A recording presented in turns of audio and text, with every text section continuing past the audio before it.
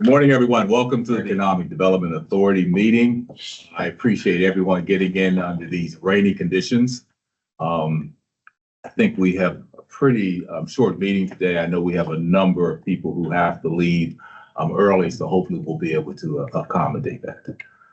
Given that, why don't we start off with the roll call? Brian?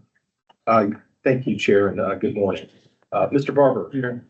Mr. Mitchell. Here. Mr. Brown is absent. Mrs. Saunders Smith. Present. Mrs. Smith. Present. Mr. James. Present. And Mr. Harmon. Here. Mr. Brown. Mr. Brown. Present. Chair, we have a quorum. I trust that everyone had an opportunity to read the August 20th meetings. Having done so, I move for a motion and approval of the August 20th meetings. Second.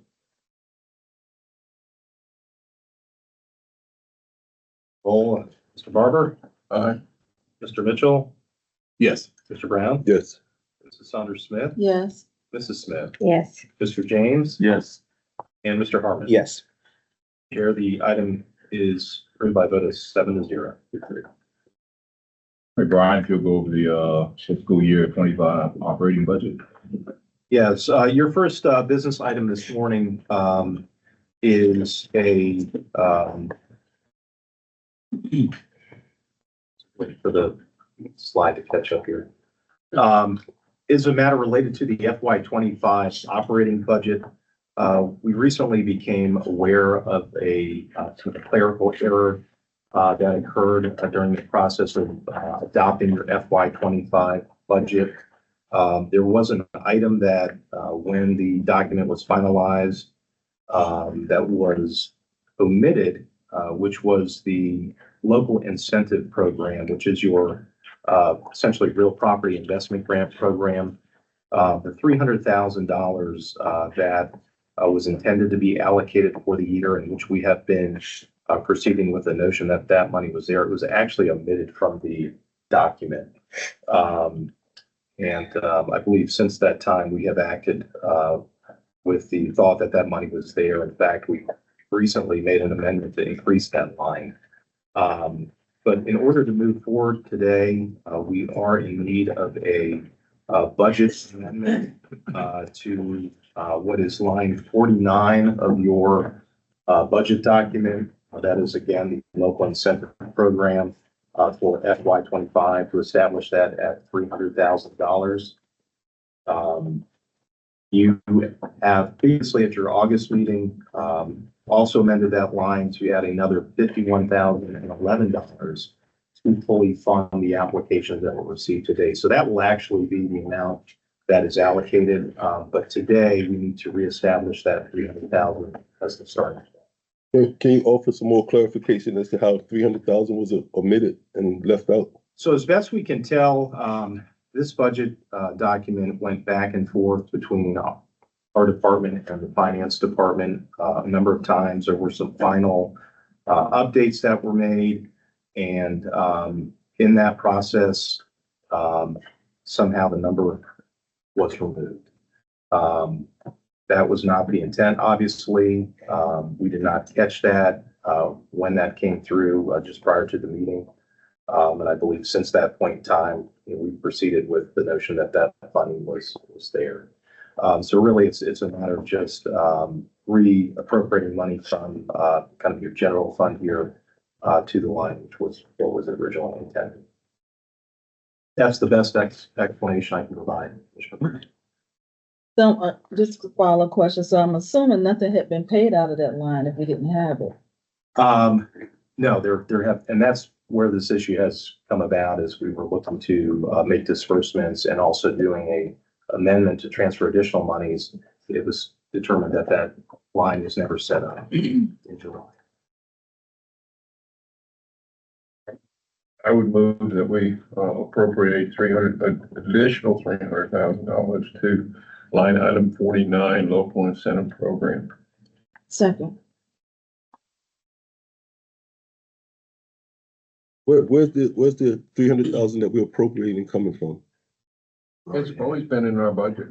But it hasn't been itemized in the budget. It it has been in the budget for the last couple of years, but when we developed the budget this time, in the clerical area it was left out. So how did it affect the bottom line of the budget? It- Because if you take $300,000 out of the budget, it has to affect the overall budget some type of way. So I'm going to ask budget expert here. Or to budget expert, which is paper, he's the city's budget office. Good morning, everyone.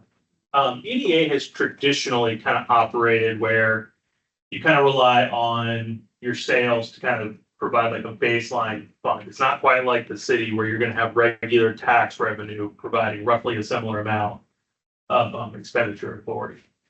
EDA typically on paper goes into every year expecting a pretty substantial deficit at the end of the year. And yet over time, the math kind of works out as you sell properties and as you collect other things or whatnot. So I think the question is, where is the $3,000 coming from? Comes from our reserve balance. So exactly, it comes from your fund balance, which has accrued over time as EDA has sold property for more money than it paid for the property in the first place. That balance has accrued over the years. This would be taking a small portion of that money and applying it to this grant fund. It's typical for EDA. Oftentimes you guys do have expenditures in excess of revenue. And you just rely on that conversion of property and into more money to basically kind of float your revenue over time. Is there a specific question or anything else I can ask or answers with regards to that?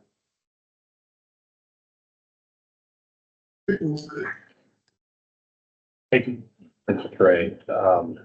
We had a motion and there was a second by Okay. Saunders. Is there any further discussion on the item? Hearing none, we can roll. Mr. Barber? Aye. Mr. Mitchell? Yes. Mr. Brown? Yes. Mrs. Saunders Smith? Yes. Mrs. Smith? Yes. Mr. James? Yes. And Mr. Harmon? Yes. Here, the item is approved by a vote of 7-0. Thank you. Next up, as you know, we've had a number of conversations around minority contractors. In fact, the city is looking to establish some minority participation guidelines.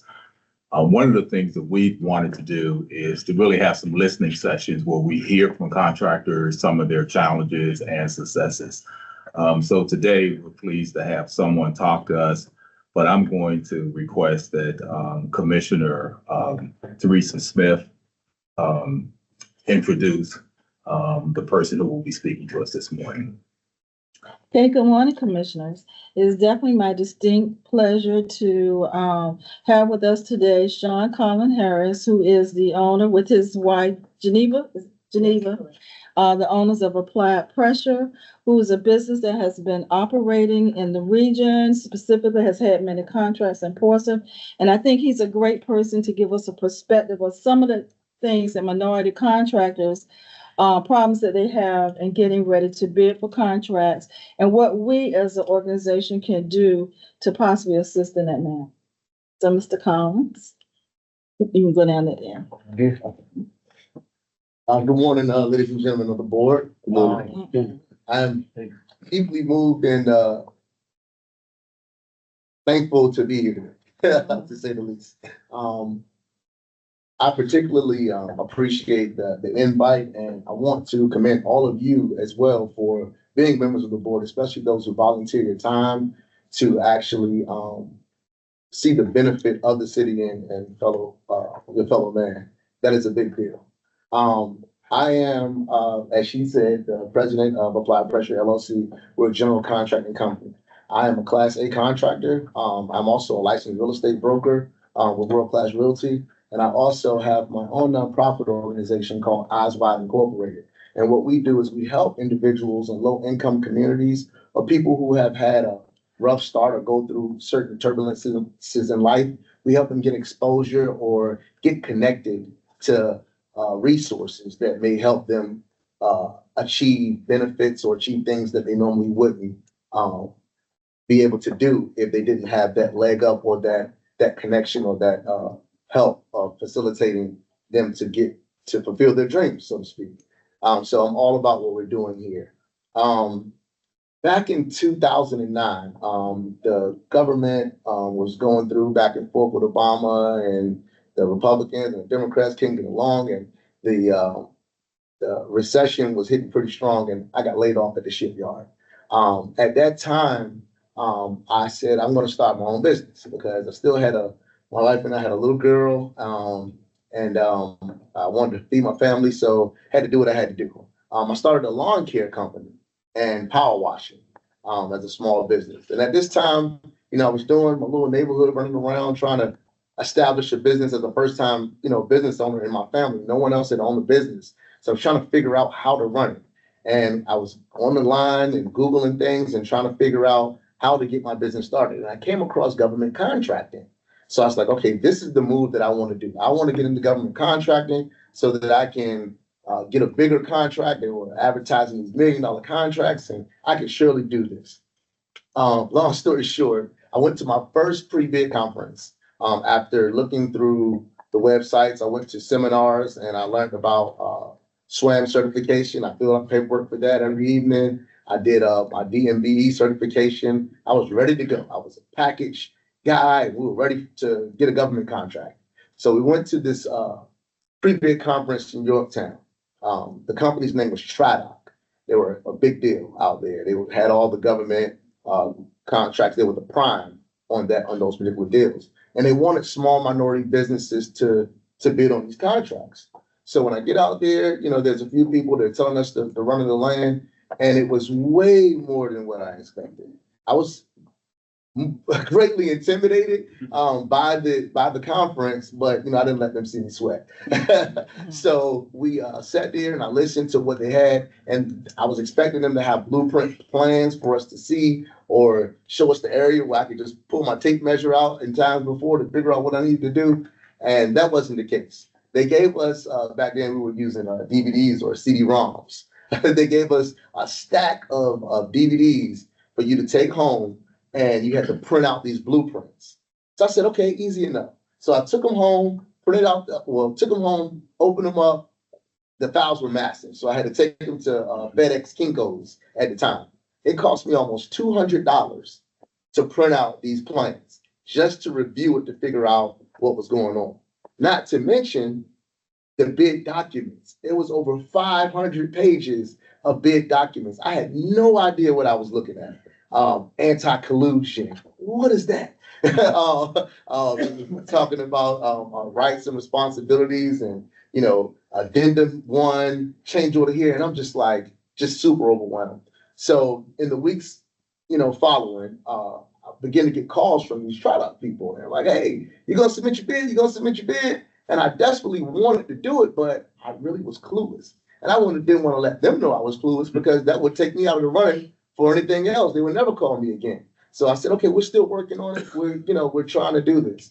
Meanwhile, I want you guys to keep in the back of your mind that I don't have an admin staff. I'm a small business. I'm an accountant. I'm the bookkeeper. I do everything. So meanwhile, I still have to go out and work during the day because I'm still trying to provide money for my family.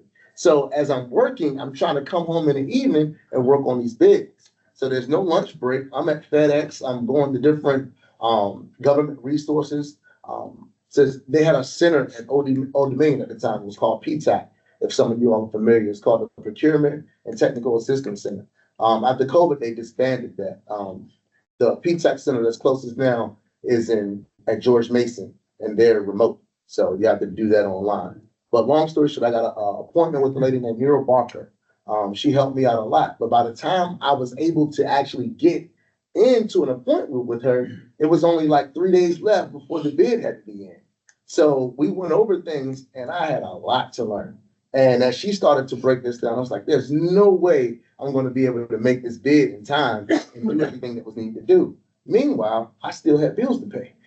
So my appointment with Hero was short-lived. I used her for a contact in the future to learn more about it. However, I wasn't able to bid on that job.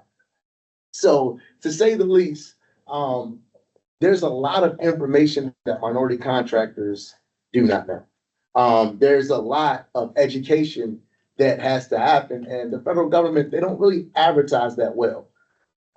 They do have seminars here and there, or they will have a workshop here and there, or they do have people that you can call on for questions and answers at certain times. However, as far as getting that direct coaching or direct approach, is very limited for small businesses. And if you're a first generation business owner like myself and you never experienced it, it's very hard to navigate between working the business and being able to put in a 20 or 30 page bid.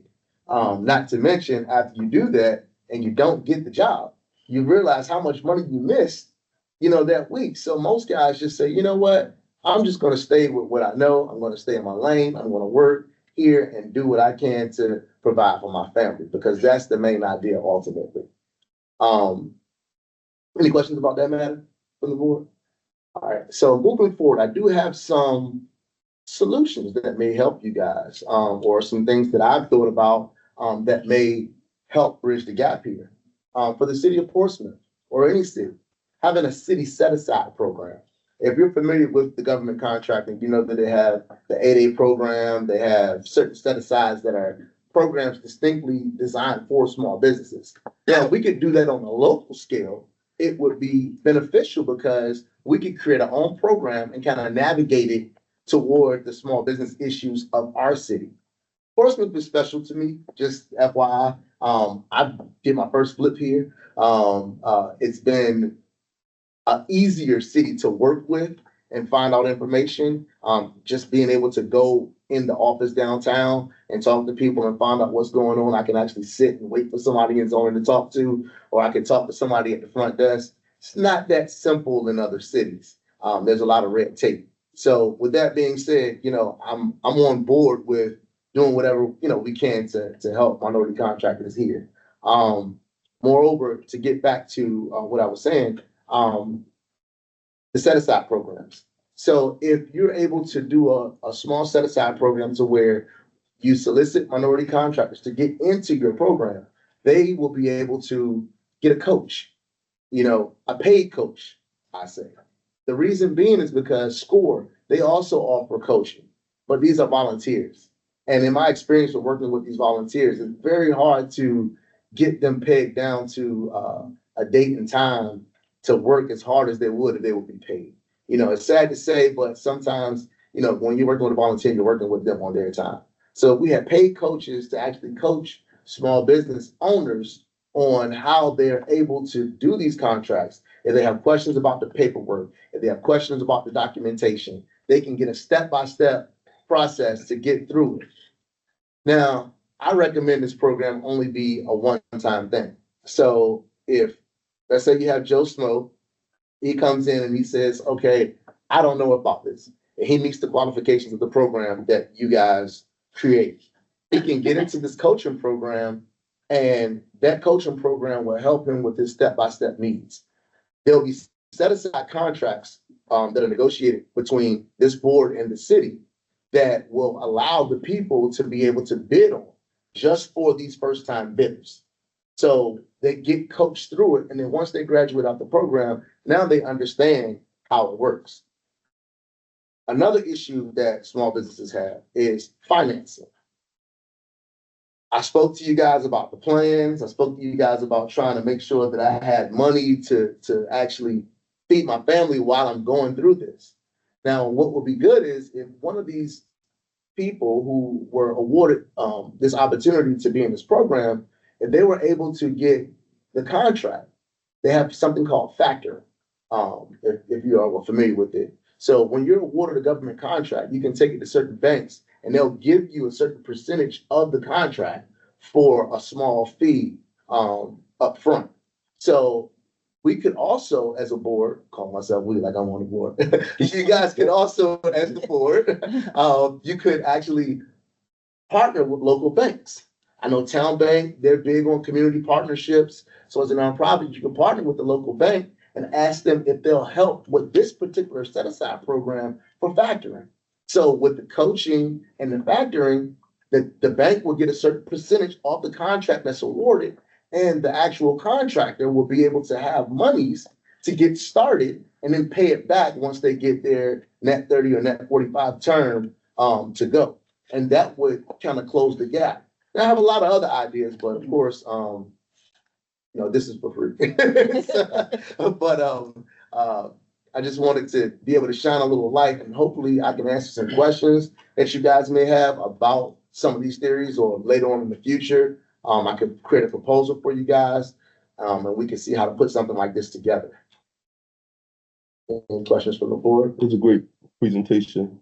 And I see like one of your initial challenges was access to resources, but you're a very resourceful person. And the sad truth about it is everybody's not cut out to be a business owner. Some people go into it and try, but they don't, they fall short of motivation. They lack the resources. They don't have the motivation that you had to go to the Kinko's and do the things that you need to do. So it's a lot, once you overcome not having the proper resources, that you face the challenge of funding. That's true. However, you don't know what you don't know. In my background, I was also a service coordinator. If some of you all are familiar with Huntersville Village, Lexington Park Apartments in Norfolk, it was one of the roughest communities in Norfolk. And a lot of these children, I saw them getting off the bus, but they were only exposed to a certain amount. A lot of young kids that didn't even know that it was water over top of the tunnel. So Right. My thing is, at least if we do our part with the exposure, show them that there are options out here that they can actually do. Then we can see what type of tenacity or what type of drive they have to get it going. Because a lot of our minorities have the same drive in illegal activities or things that they're exposed to, that they could be changing that towards something that's more positive if we put the options in their face or bring them to those communities. So what were some of your funding challenges though? The largest funding challenge I had was being able to generate money by working with my hands physically, and being able to put money into trying to build my business and build my company. So if your city at the time, because I pitched the idea similar to your factoring, but I admitted town bank. See, the EDA, we were able to appropriate $300,000 from funds that we had. Mhm. My idea was to factor the same type of situation. Once you awarded the contract, bring your contract to the EDA, and we grant you the money to be able to get the supplies you need. Right. So it's the same thing, but admitted in the bank. Have you worked with agencies like this before? Yes, I have. Did you find any success in that? Actually, I have. The only thing about it is the interest rates sometimes are unpredictable, but it does give you a good start. But a lot of people don't know about those things. And that's why I was saying with the program that I'm pitching, if we could actually show them and become the coaches, we could guide them to places like you're talking about, like lists and places like that can help them out. But nobody would know about that if they weren't in the network, of finding out about these things. Councilman Moody, you have a question?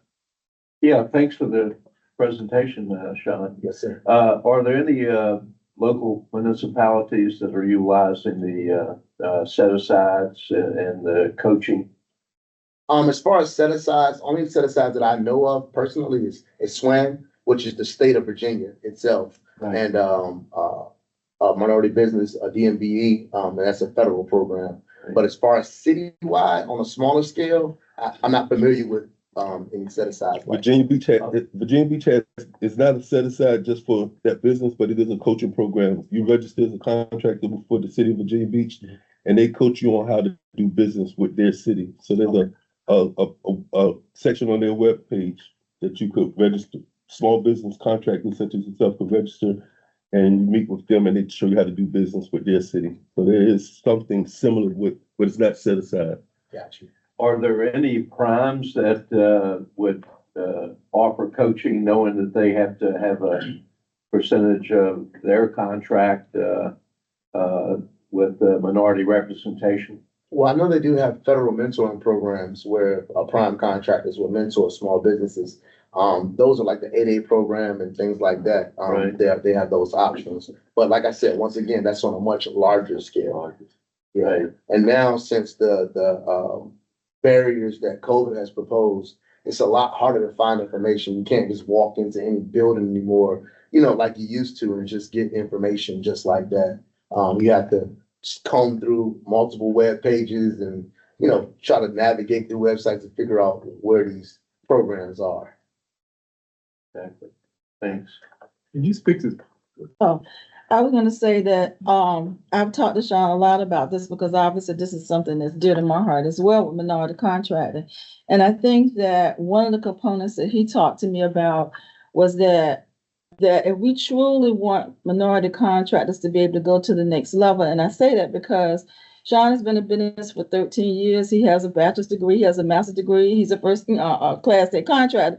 So if it's difficult for him to go to the next level, what do you think about, the other minority contractors out there? And I think that, like he's talking about, that first of all, education is a huge component of it, of making sure, you get a bid or contract and you have no idea really what these terms mean. That I think that there definitely needs to be a coaching element in the city of Portsmouth to help our minority contractors. And then too, as Commissioner Anthony Brown, is I think that we do have to look at some type of set aside programs where they're able to get the funding, because these same people are the same ones who are working the jobs, who are making sure they don't have a staff, as he said. So we have to put the things in place to make them successful. And I'm a small business owner too. I'm probably the only business owner that's on the board. And I face some of the same challenges you started. I was laughing because I started with a power washing business as well, Wow. after being laid off from a state job. But now I do government contractors. I do quite well with government contracts. And I was part of the 8A Mentor Protege program. But it's a learning process. You don't expect a first grader just getting in business to know the same thing a 12th grader knows after he's been in business for 12 years. So there's a learning curve of every business, getting into it and learning as you go along. So it's not like you could dump all the knowledge on the first grader and expect him to have that success that a 12th grader would have immediately. You have to grow into it. You have to matriculate into that. And like I said, a lot of people aren't cut out for it. Just they fall by the wayside. But we should help as many people that's thriving and be able to. The main thing I noticed with small businesses, and I talked to a primary contractor playing golf one day. Asked him, "How do you feel about having to include small businesses in some of your prime contracts?" He's like, "I love it, but the problem is Portsmouth doesn't have enough minority business to pull from, and the ones that they do have to pull from don't have the resources to get the job started." So based on that conversation, I had a conversation with the board. How can we help these small businesses get the funding that they need to get started on a job that they've been awarded, but they just don't have the money to buy the bricks or to buy the tiles or what they need to get started with. So I'm glad you were able to come in and provide some insight as to, how we could help businesses such as yourself. yeah, some of the challenges, we've been trying to at least identify the number of minority contractors in the city. And what seems like a simple thing to do is not very simple. But I think we need to just do a little bit more analysis. How many minority contractors do we have? What do they specialize in? What are the needs that are being requested? How do we line up against that? If we don't have enough lining up against those needs, how do we develop a program to create resources for those people to become candidates? That's one of the things that we do. We're trying to set up a capital program, capital funding. But I think we're moving in the right direction. We just need to have a better understanding of what some of the challenges are. And what I'm hearing from you has been very helpful for us as we try to stand up a program here along with other resources. Could you talk to me just a little bit about capital? What has been your challenges with trying to acquire more capital for your business? I want to say mainly it's the time. Most businesses, when you get into the government contracting or anything that's larger, they take at least 30 to 45 days to pay. And that's after the job is complete. So that means that you have to pay your admin, you have to buy your materials, you have to pay your laborers, you have to be able to do the research on the bid. So you're talking at least about a good 6 months, that you're constantly shoveling out money, before you even get the first check. So, that can be exhausting to a small business if you're focused on trying to do your due diligence and do the best job possible, for this job. And what happens with a small business is you end up being spread thin. And you're not able to put your best foot forward on the government contract because while you're doing this contract, you have to work other jobs in the local sector that may pay faster, because over here, as you're working, let's say I'm working at the shipyard. I'm working here doing a job for the government, and I know that it's going to take me 45 days to actually get the job done. Then once I submit for billing, it's going to take me another 30 days before I receive a check. Meanwhile, all my people, they have to get paid every week, because when you have industrial jobs, it's hard sometimes to pay these guys every 2 weeks because they need to keep going if you're going to have the staffing that's needed to complete the job. So meanwhile, you got people stretched over here trying to make sure you do a good job here. Then you have people over in the residential market trying to make money that the company can profit from to pay these people over here until that check comes. It's called job borrowing, which is not something that's promoted, in the business world. So that's one of the main challenges when it comes to capital. Having enough capital to get started and to be able to last. And God forbid, like in 2009, when the government shut down and they just said that they weren't going to pay any contractors. They didn't even pay employees here recently. So now you're stretched out 60, sometimes 90, to who knows when. Now you got your subs that you hire. Now they're ready to sue you and get you out of business because you owe them money, but the government hasn't paid you yet. But nobody's suing the federal government. So it's just one of those, all these issues are things that I've encountered, by being a small business owner, so you have to really have enough money to be able to go in for contingency. You have to have money for paying your staff and being able to operate if you're going to be successful.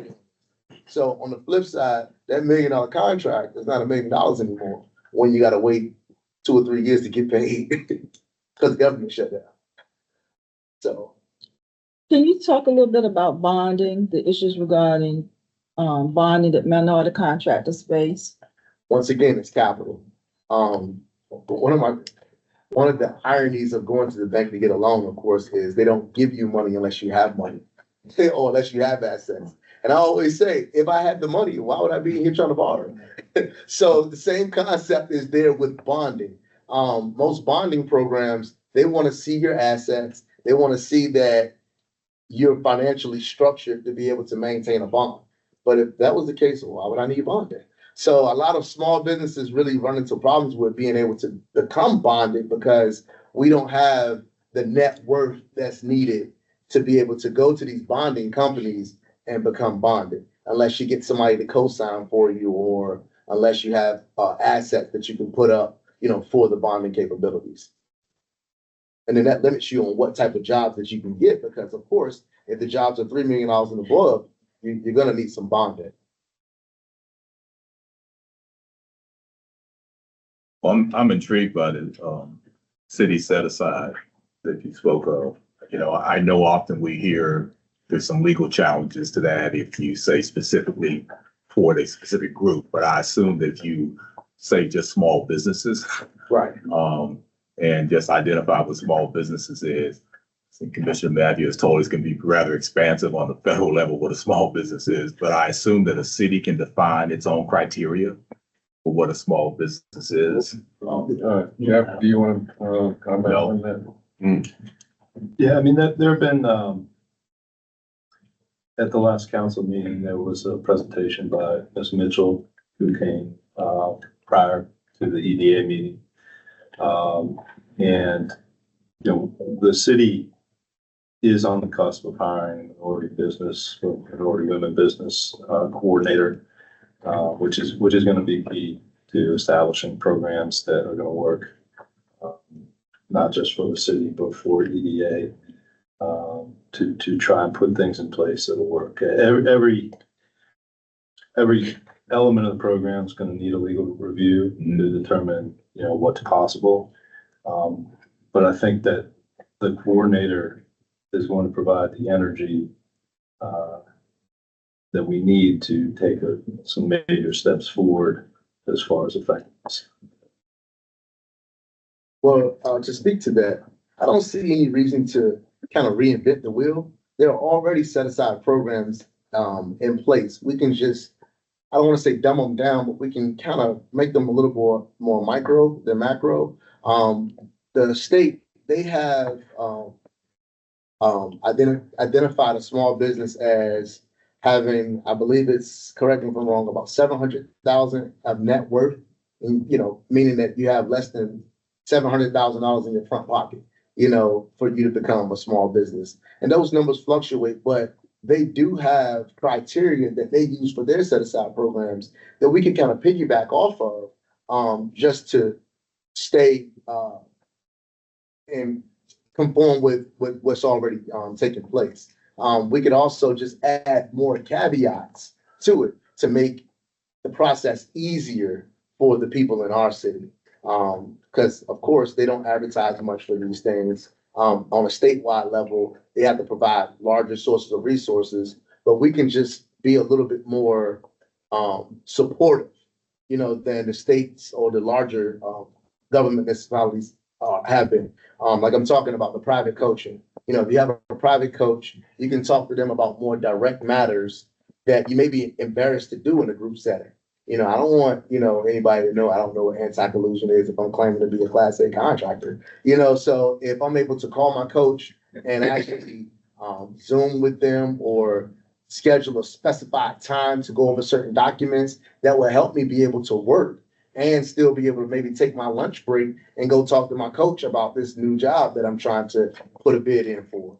And if there's a set aside of a certain amount of contracts and, not trying to get off the subject, but if we could get with the city to find out what the city has, that would be a start to see what they have in their pipeline that's coming up that could possibly be set aside to the Economic Development Board.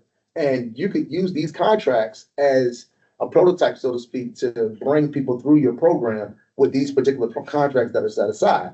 Now, with the coach could be familiar with these programs, with these contracts already, and be able to help the individuals that win the admittance into the program. Now, I believe there should be a time limit on the program, of course, until you get one of these contracts. And then there should be criteria based on your net worth, based on your experience, based on your education. And as Mr. Brown, as Mr. Brown stated, there should be something that we use to kind of weed out those that may not be ready for business. I don't think that everybody should have the option. I believe there should be something, whether it's an essay, whether it's something, a resume that shows that you tried to do this and you need some kind of help for this. That will help us weed out the people who are serious about getting into this and not waste the board's money or the government's money on putting grants out here for people to get help. Did that? It did. Very helpful. Okay, thank you. Okay. Any more? No, I appreciate Well, it. thank you for the sir. presentation. Thank you. you. Thank you. Feel free to call me anytime. You need anything else? Mhm. Thank you for having me today. Thank you. Thank you. Thank you.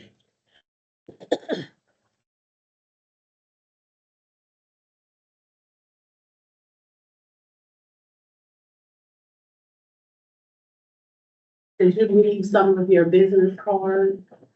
Yes.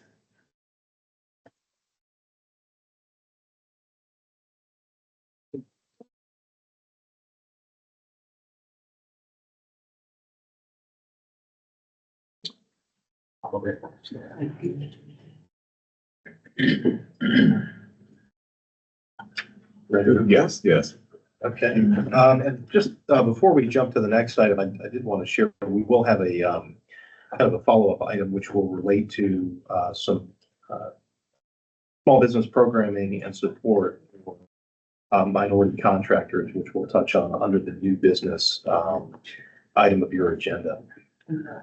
The next item is the Innovation District Plan update. I am happy to report, for those who are not aware, at its September 10th meeting, the City Council adopted the Innovation District Plan, so that has officially been established. by the city council, and we are now going to be moving forward with the process of defining some regulatory changes that will be occurring. The planning department will be assessing zoning regulations, design standards, et cetera, for the district, which I think will be very helpful for the EDA and your efforts going forward to have some true changes to the regulatory framework for development in the district. And that will also include the types of business uses that are permitted in the district as well. So that will be a development process. Councilman Moody, thank you for your assistance in moving that forward. We appreciate that. Welcome. Any questions on the Innovation District plan? I think that's great news. And I just have one question, and maybe Councilman Moody can help us. There's a lot of conversation in regards to minority participation. Is that still linked to the Innovation District moving forward, or what other pieces are going to have to be done for us to start shovel on the ground, so to speak? Well, I think some wanted to tie that to the Innovation District, but to answer your question, Malcolm, I don't think anything is other than some initial conversation on the 10th when we adopted it. But my feeling is that each business, if we have a minority participation as a city, then the Innovation District shouldn't as a whole be set aside, but each business should be participating in that, not as a mandate for that particular district. But that's my opinion. Council hasn't really, I think, done anything but some conversation on it at this point. And I'll defer to our city attorney. That was my take on it from my 75-year-old memory. I think that's accurate, and I think the next regulatory step is rezoning to adjust some of the conditions that are applicable generally in the area. So that's the next thing you'll see. It's a rezoning ordinance coming. Okay. But I think the thing, and I'm sure Jeff would concur, that whatever we do has got to conform legally to the existing laws of the Commonwealth and obviously the federal government as well. Right. Okay. Thank you. Okay, well, we will be keeping you abreast of any updates there, and I would suspect that as we start, working on the rewrite of the zoning regulations, that city staff would want to come before you again as a follow-up to get your input. We've talked about the types of uses that are desired, and I think there's going to be some interaction there. So we'll be continuing this conversation going forward while that happens. Your next item is a update on 1028 High Street, 1013 to 1015 Wing Street, and 400 Hatton Street, which are commonly referred to as the Murray and Holmes properties.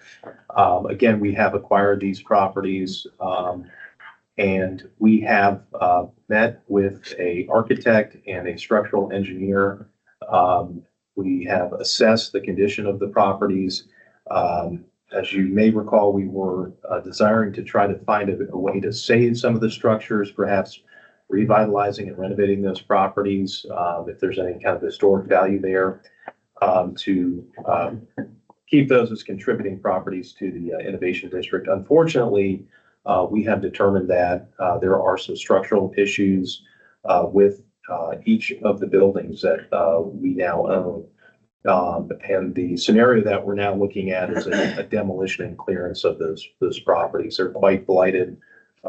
In fact, we are in the process of reboarding and securing those, but they're going to need to come down. So we are in the early stages of preparing for the demolition. We're going to be getting a proposal from a civil engineer for preparing demolition plans and specifications that would go out for bid.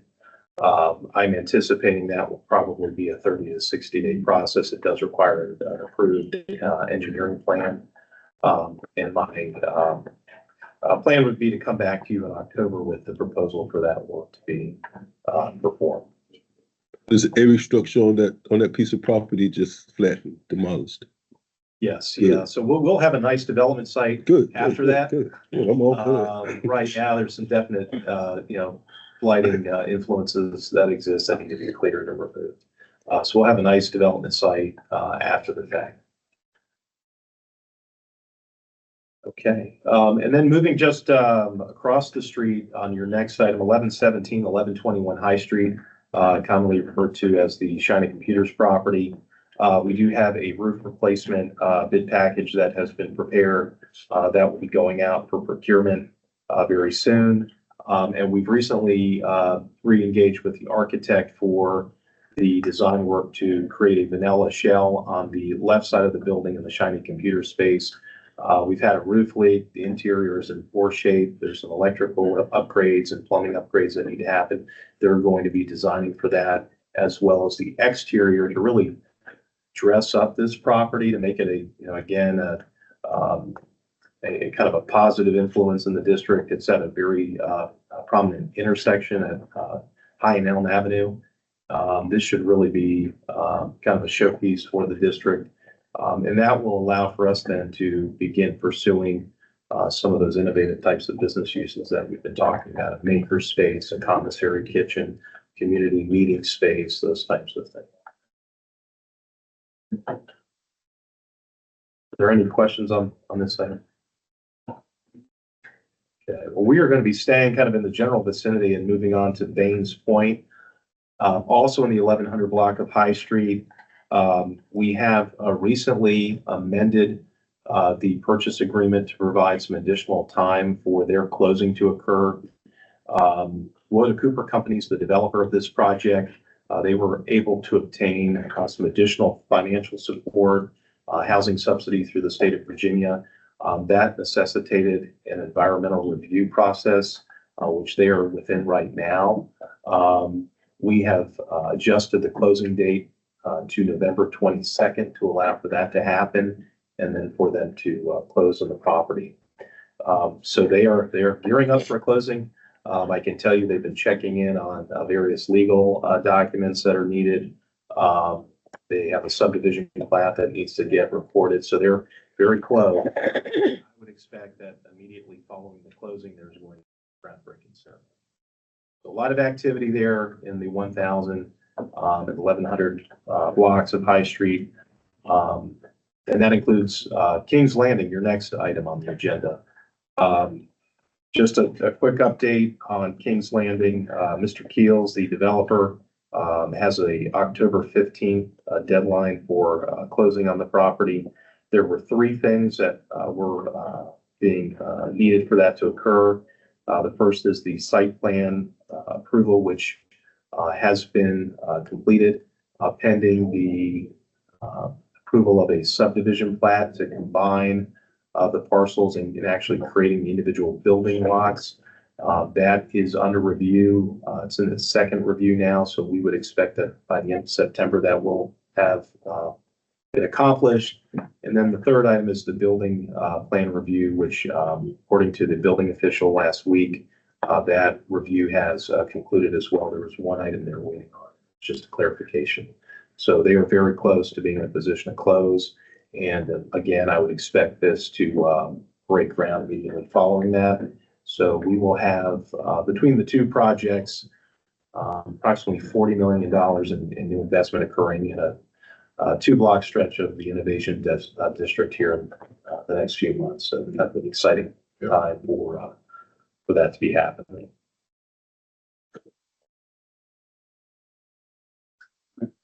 Okay.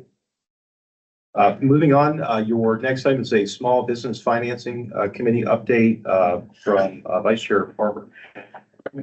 At the last meeting, we talked about sending out an RFP to community development financial institutions to get a proposal from there.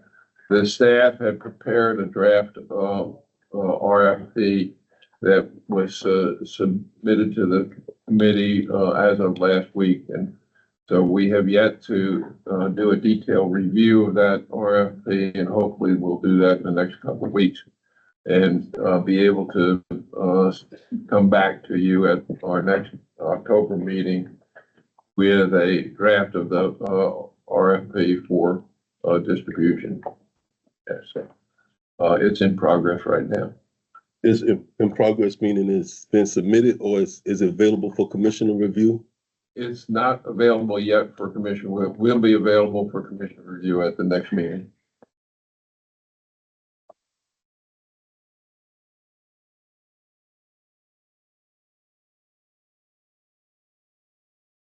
And that's the proposal coming from the RFP coming from List. That will be a RFP issued by the city and EDA to solicit interest from parties who would be interested in providing a financing program.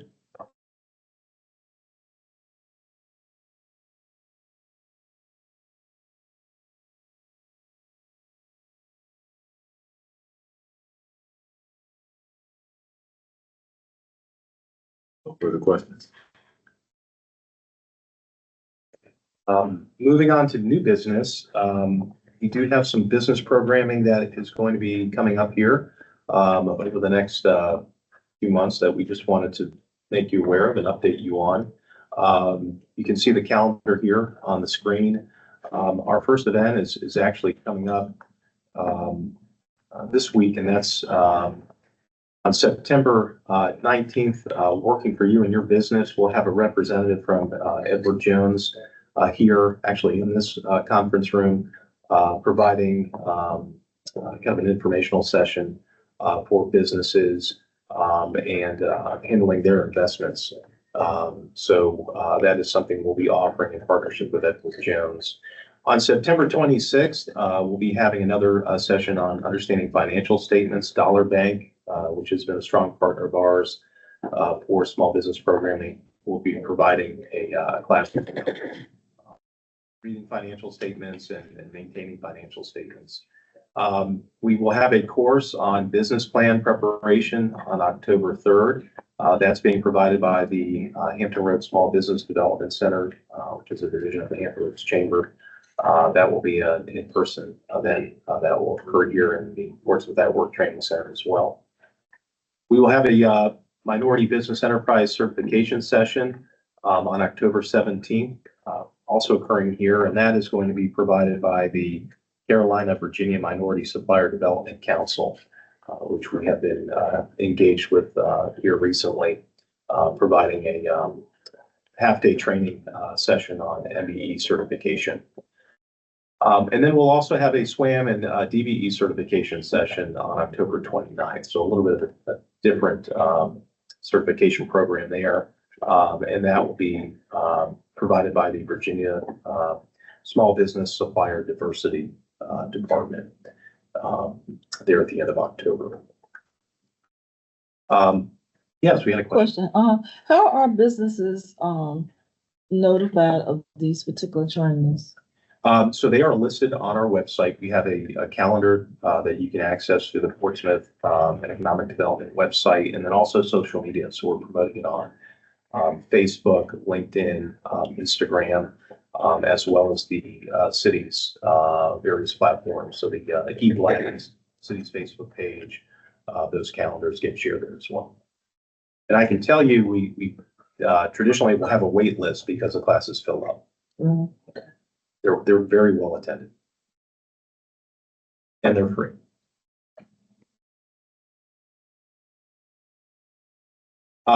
This update is, I think, timely because it really is a good follow-up to Mr. Collins' presentation. And that is the SBDC Procurement Contracting Institute, which the EDA agreed to support earlier this summer. So we have allocated funding for this 8-week training program. That will be occurring here in person, again, in this training room. But we've established a date, so that will begin on January 9th. And we'll run through February 20th with a graduation on the 27th of February. We're anticipating anywhere between 15 and 20 Portsmouth-based businesses will be able to participate in the program. We are requiring that they be established businesses with at least 1 year under their belt.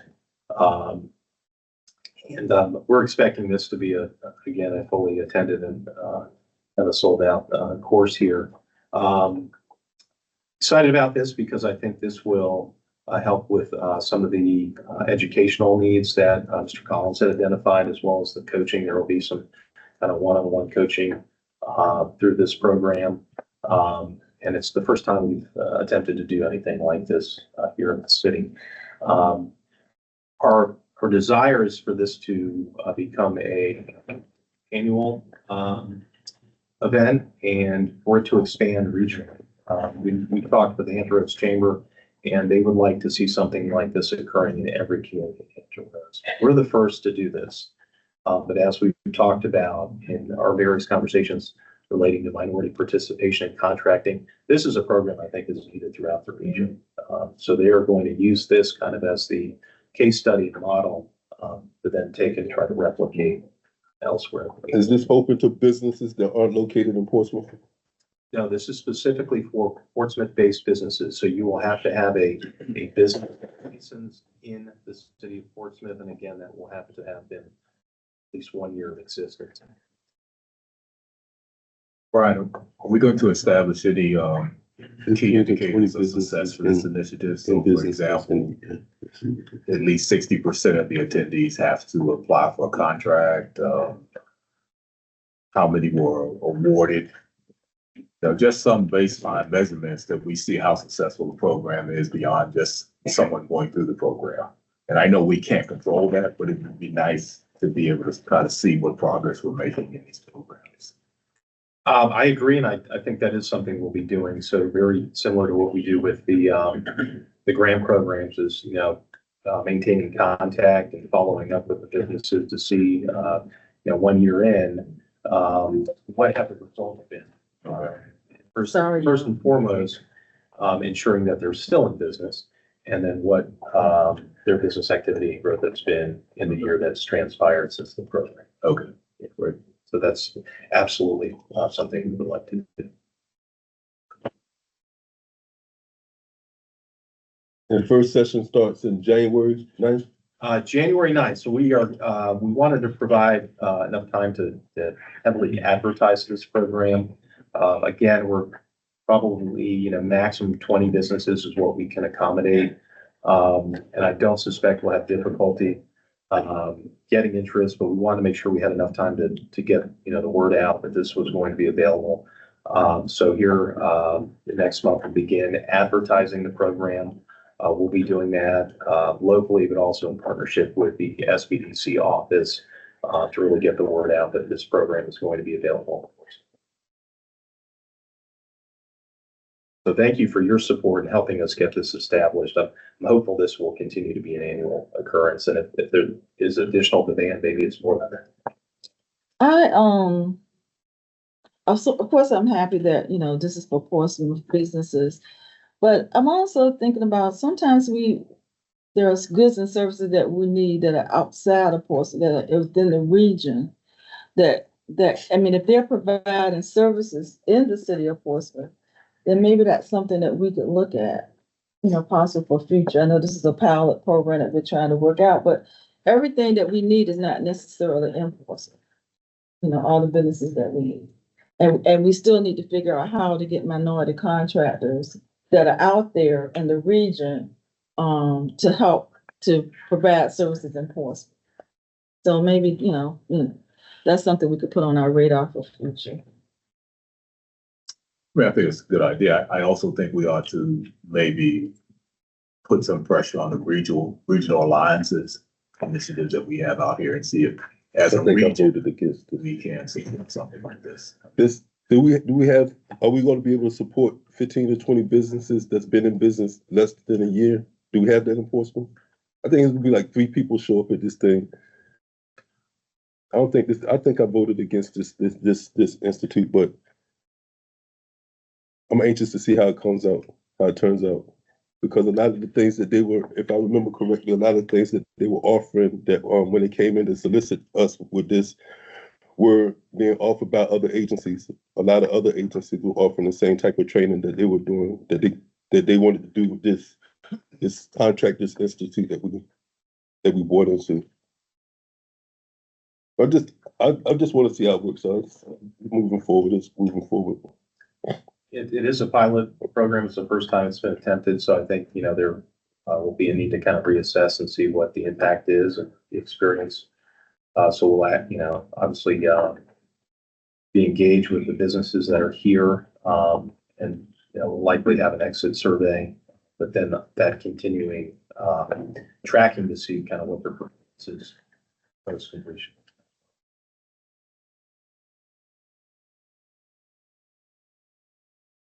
Before we go into a closed meeting, I would like to say, as we all know, Brian's staff has been reduced a little bit. And we have a number of big projects on the agenda. So in October, what we're going to try to do is come out with a strategic plan that we can operate from to complete out this year and try to prioritize what initiatives we want to go after first and what work is required around those things so that we get as much as we can with the limited resources that Brian has. And 1028 High Street, what do we want to do with it? That's an initiative. We haven't talked a lot about what's going on with the waterfront, what needs to be done there. So I just think laying them out, having a discussion, and as a group prioritizing those things, I think would be helpful for us. How you doing with replacing your staff, Brian? How's the advertisement for these open positions been going along? It's been going well, actually. So I'm pleased to report, I was hoping she would be here, but we do have a new team member who joined our office just yesterday. Our new real estate development specialist, which is a position that EDA was instrumental in creating. That's a new position. It's Julie Chop, who was formerly the current planning manager with the city's planning department, has made a move over to our office effective as of yesterday. So that is a position that was much needed because it is responsible for managing EDA's real estate portfolio as well as our development projects. And we're happy to have her on board. You'll be seeing her frequently as she's working to support these initiatives we've identified. We've been conducting interviews recently for some of the other positions that have turned over. Which includes a administrative position for Portsmouth at Work. So I think we've identified a candidate for that. And we're beginning to conduct interviews for the business development specialist, which is a position that Amy Tracy resigned from back in August. So we're beginning to staff back up, but we are understaffed right now. The chair's earlier comments, I appreciate your patience as we work to do that. We're managing the workload as best we can, but it is a little bit a challenge based on all the activities that we have going on. So hopefully we'll be fully staffed by the end of the calendar. But I'll certainly work to keep you informed of the progress. I have a question. I know that we looking for opportunities to purchase properties and that type of thing that could assist, especially with the innovation district. I was at Five Boroughs Restaurant on the corner of High Street a couple days ago, and I saw that property that was adjacent right up next to theirs. And I thought that was the property we had gone after, but it had a for sale sign on the property. Are you familiar with what I'm talking about? I know where Five Boroughs is. It's right next door to it. It's like it's right before you get to the Drain Good and that, the same side of the street. Okay. And I saw a sign on it, on the property. I'm familiar with the majority of the properties out there. I don't know specifically which one that is. I'd have to look. And I know the Goodwins have a number of both lots and buildings out there, so it could be one It of could their be one of properties. theirs. But I can reach out to them and see what their plans are. I do know that across the street, there's some activity where Dr. Garcia acquired the old Myers back in Mhm. property there. Some activity there that I think very soon will understand what his plans are. And then we're continuing to, look at other acquisition opportunities. And I can at the following meeting next October, this coming October, give you an update on what some of those Okay. pursuits are. Yeah, we've got some other things out there kind of in the works right now. Okay. We did just have one other update on the small business side of the house, which is a sponsorship update for the Black Diamond Weekend event. That is going to be November 7th and 9th at the Renaissance Hotel. And we're currently working with them on planning for the event and the activities. One of the things we're really focused on is trying to drive a lot of the traffic from that gathering to Old Town to support the small business community. We talked about, economic impact of the event, and staff is working closely with them to try to have some connections to specific businesses in Old Town to further that impact. So just want to make you aware of that. That's coming up in November. Chair, that concludes our new business. And as you had noted, we are in need of a closed meeting. Mr. Chairman, I move to go into a closed meeting pursuant to the code section 2.2-3711 A.3 for the purposes of discussion disposition of real property where the discussion in an open meeting would adversely affect the bargaining position or negotiating strategy of the public body, specifically regarding 700 Crawford Street. And B, pursuant to code section 2.2-3711A.6 for the purpose of discussion, investment of public funds where the competition or bargaining is involved, where if made public, the financial interest of the governing unit would be adversely affected, specifically regarding Project Sempter Belor. Is that the way you pronounce that? Sounds good. You can second.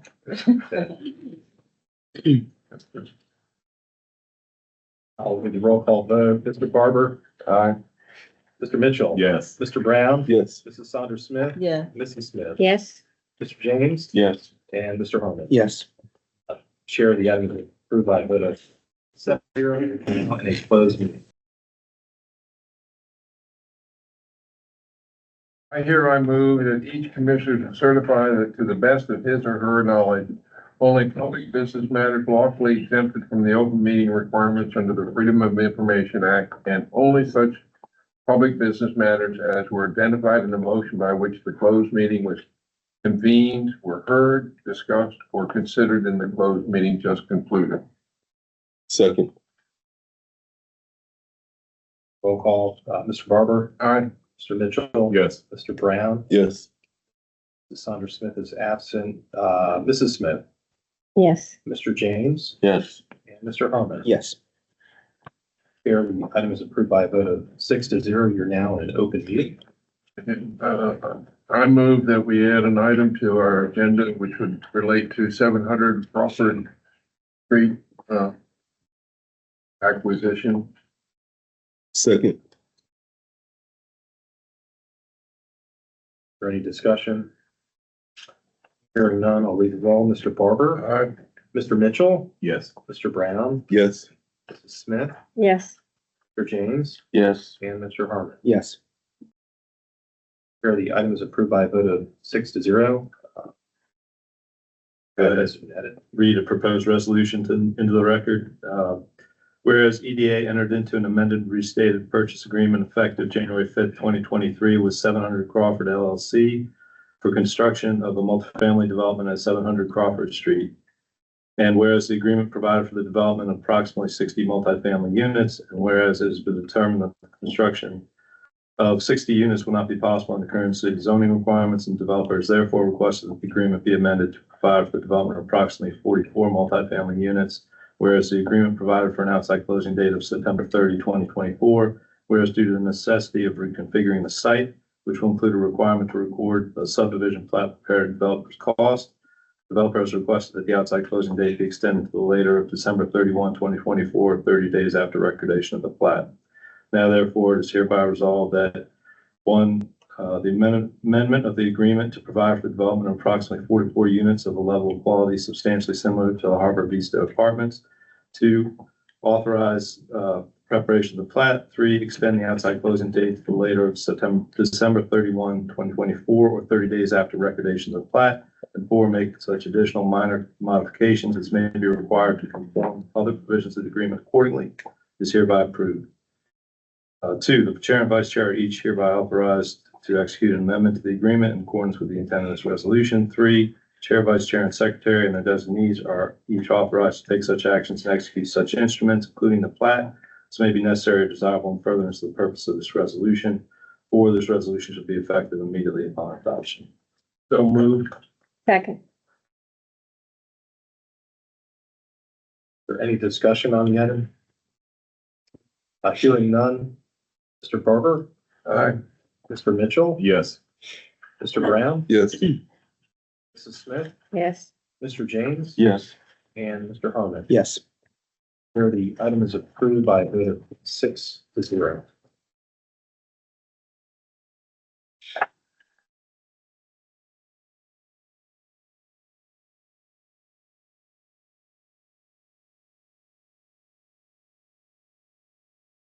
We're now on to items submitted by commissioners. I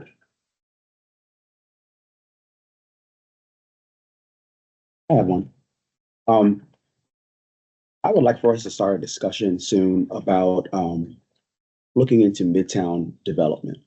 I know we focus a lot on downtown development and, casino area, whatnot. I'm seeing a lot of blight in the Midtown area, specifically between Airline, High Street, closer to Maryview.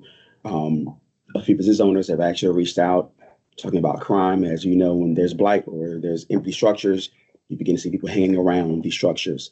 There's so much potential there. So many different properties that I see that are vacant, or you look them up on, to see if they're occupied, and someone's paying their rent on them, someone's paying, taxes, but what are they doing with it? So much potential in that corridor. And we know that was a very, that was a catalyst. The Walmart was a catalyst for development of that whole area in 2007. Nothing was there. Mid-City was, gone, and Walmart took a chance. They actually built 60 stores across the country in impoverished areas for that purpose to spur development. They built this store and they built the one in Ward's Corner or Southern Shopping Center in Norfolk. And it did just that. Without that Walmart, Chick-fil-A came, IHOP came at the time, Kroger, all these sites began to come into fruition.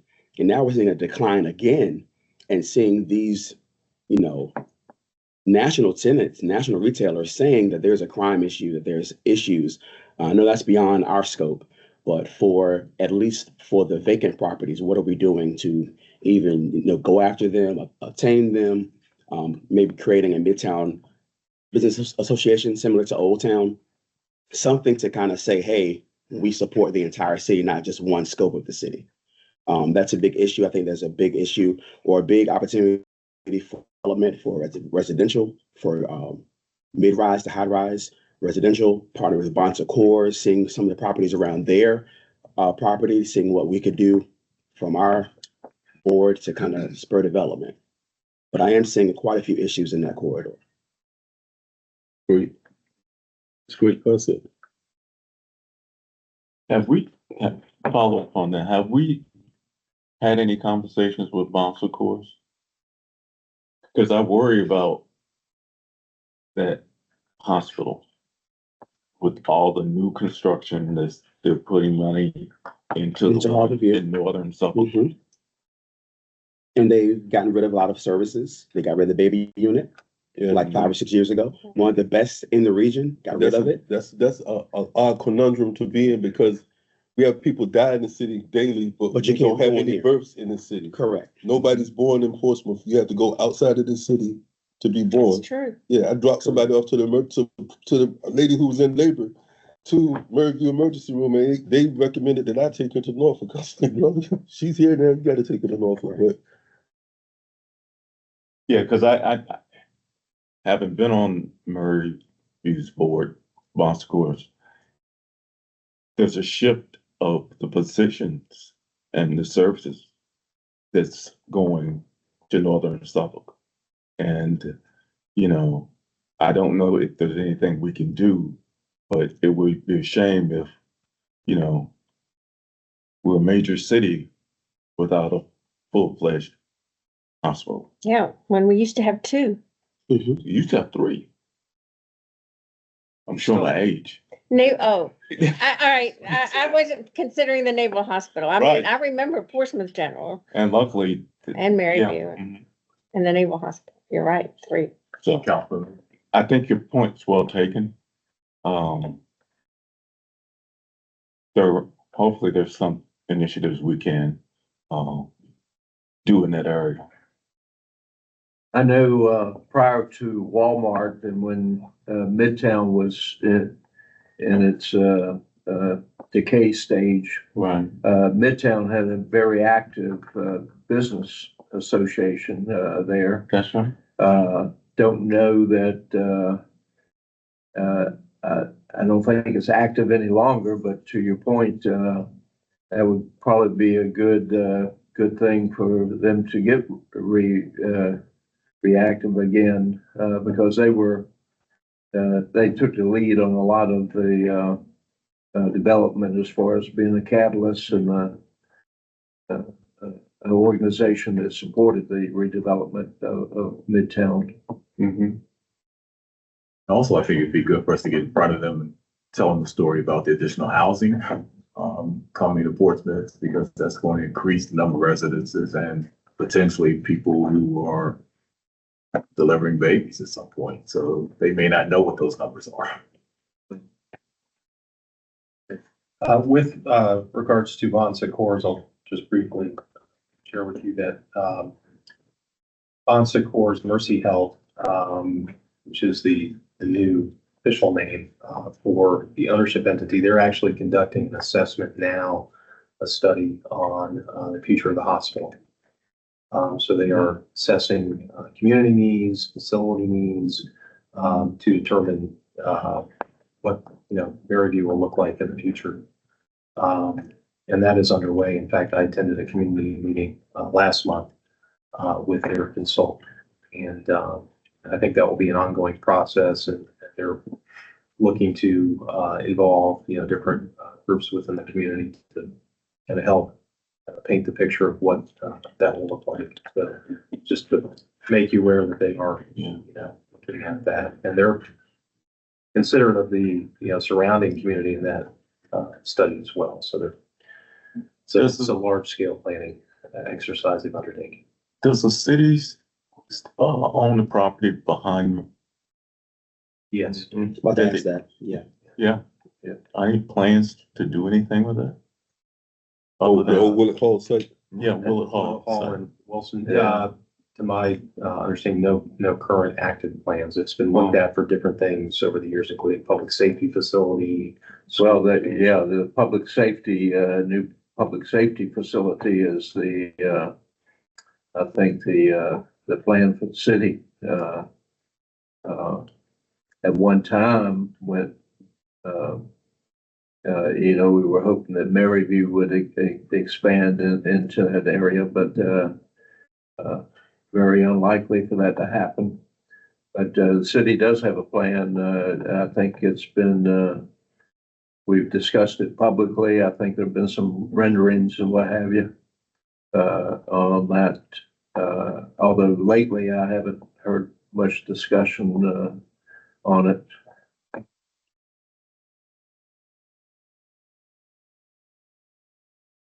Your point is a tremendous asset that, which we could hopefully take advantage of at some point then.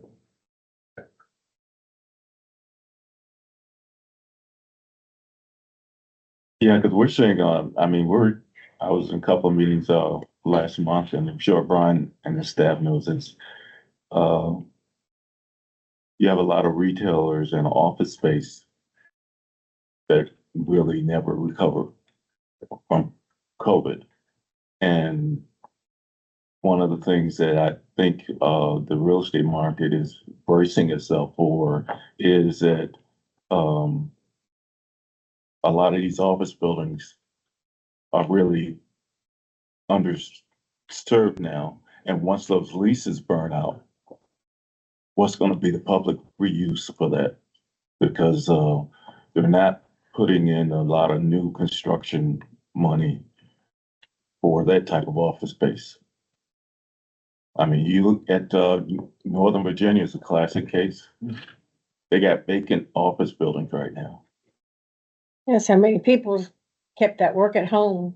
Yeah, right. And so it's gonna really shape the way that, some of the investors are looking at investing in Mhm. Class A office space versus, and I would imagine, I'm sorry. I was just piggybacking, I was like, Norfolk had to change some of their office buildings into apartment buildings, so yeah, one of the Yeah. major bank offices is now apartment complexes. Yeah, because, you know, some of these office spaces, they claim they're occupied. But once that lease burns out, they're not coming back to work. So it'll be interesting. Yes, it That's will. why you get paid the big bucks. We don't have, a really large inventory of office space for. Yeah, and I just wanted to piggyback on what I think some of the Fortunately, trends. that aspect. One I of the, think you made a good point there. but yeah, your point's well taken. We need to look at And that that is- order. The market analysis that was done for the, our Crawford Bay property, it looked at the office space there and actually in the region, it's the Class B and Class C's office space where there's a lot of potential inventory, but in the Class A space, they were looking at there possibly some, not a huge market, but there is a market Mhm. there. Thank you. We do not have any report backs, for you this month. So with that, I think that concludes your agenda.